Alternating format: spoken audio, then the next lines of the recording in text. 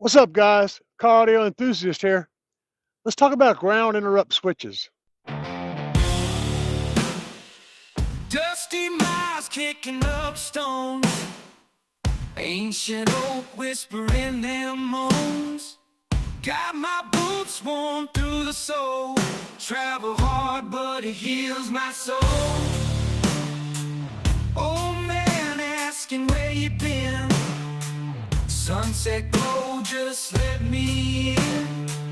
Gravel crushing beneath the tires, homes where you quench them fires. Gravel road, it brings me back through the dusk and ahead of light. No fancy lights, no city hall. Well, what's up, guys? Today I am working on a little project with this little DC voltage display. Just a little baby project. So what I did was I hooked it up on constant 12 volts, but then I'm using the ground interrupter pin that I've installed for my hood light to shut it off when the hood's closed. So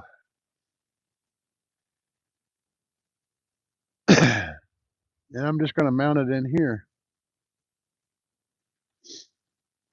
underneath the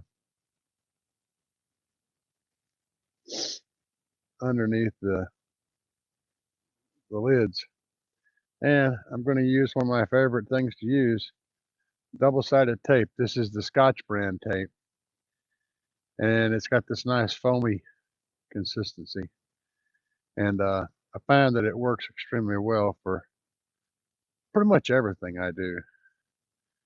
If I need something to stay in position, this stuff works good. And it's also relatively easy to uninstall. Because of the core and the way it's made, you can just slip a blade down between the two adhesive surfaces and cut the core out and remove the item. I used this stuff for a couple of years on my head unit to hold my tablet on my head unit, and it worked fantastic. I never had a single failure. And then when I went to remove it, I just pulled out a little bit and slid a knife back in there and cut the core, and it came right on out. So that's how that's going in.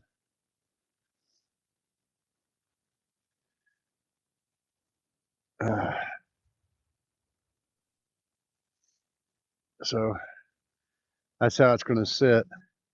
And then whenever I push in this ground interrupt, it goes off. So when I open the hood, I'll have a voltage reading right there. Handy. That also turns off the light up there. And I think I'm going to wire this light in right back here underneath this wire. I'm going to wire it into this switch also so that that turns off and comes on, light up this area over here. But yeah, that's what we're doing today, baby. Now I could also do something similar back here in one of these areas. Install a switch back here that will shut off any lights I have turned on in the back to where they're not on. So, for example, let's say I had, well, I do have some LEDs lights inside here. They come on when the amplifier turns on. But I could have that same setup running power to the lights and then running the ground through a body mounted switch,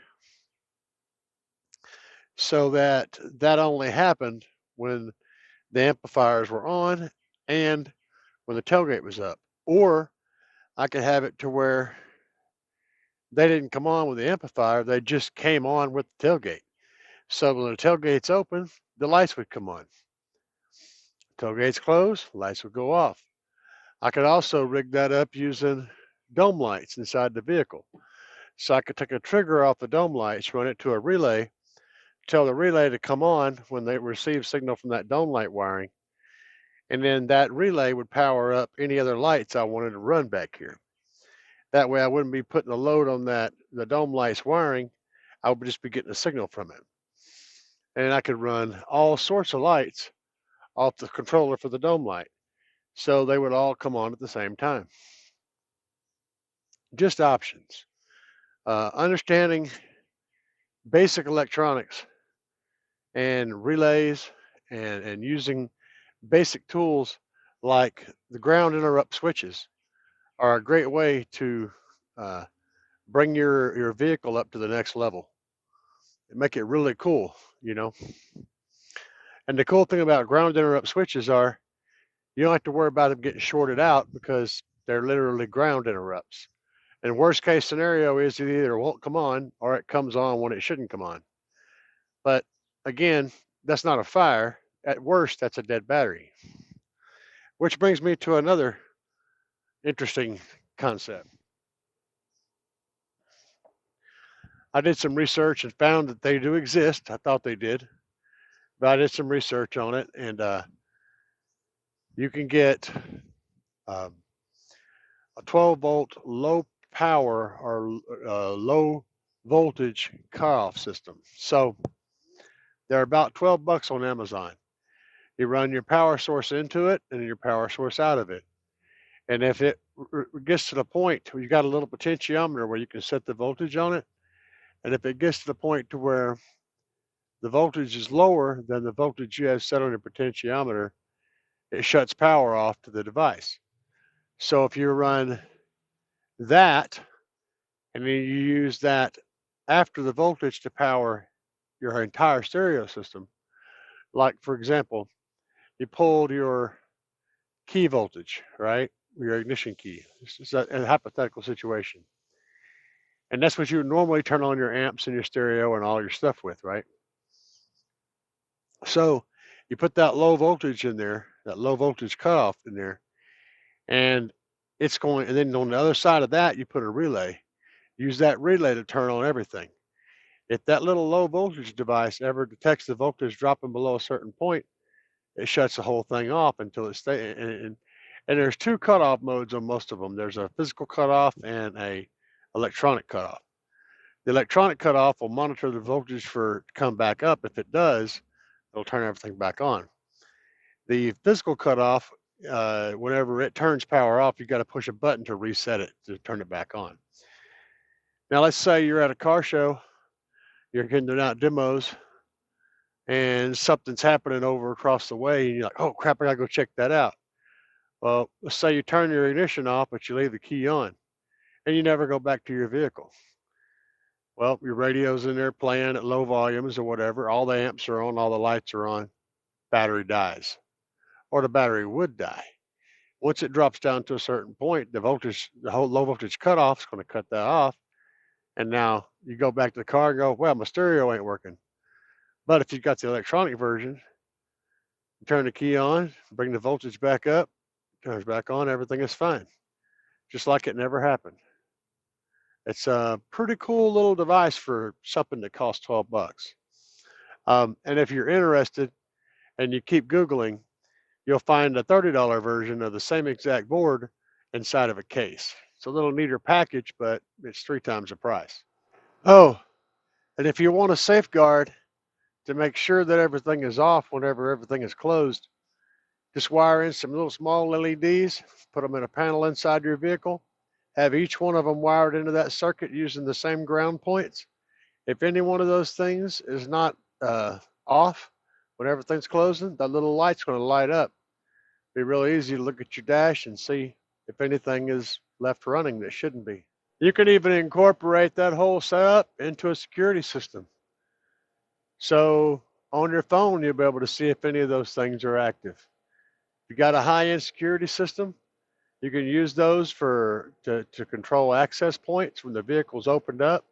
See whenever something is open, even if you're nowhere near the vehicle, and which is helpful You're walking across the parking lot, headed to go do some demos and check out some other people's stuff. You can look at your phone and say, yeah, all my doors are closed and everything is shut off. It's a nice little peace of mind. Or look, for some reason my hatch is open. Maybe someone's messing with my vehicle. I should go check that out. You know, all this stuff is possible. Just understanding the tools that you have to work with and then figuring out ways to incorporate them into a bill could take your bill to the level that's far above everybody else. I mean, how cool is that, right?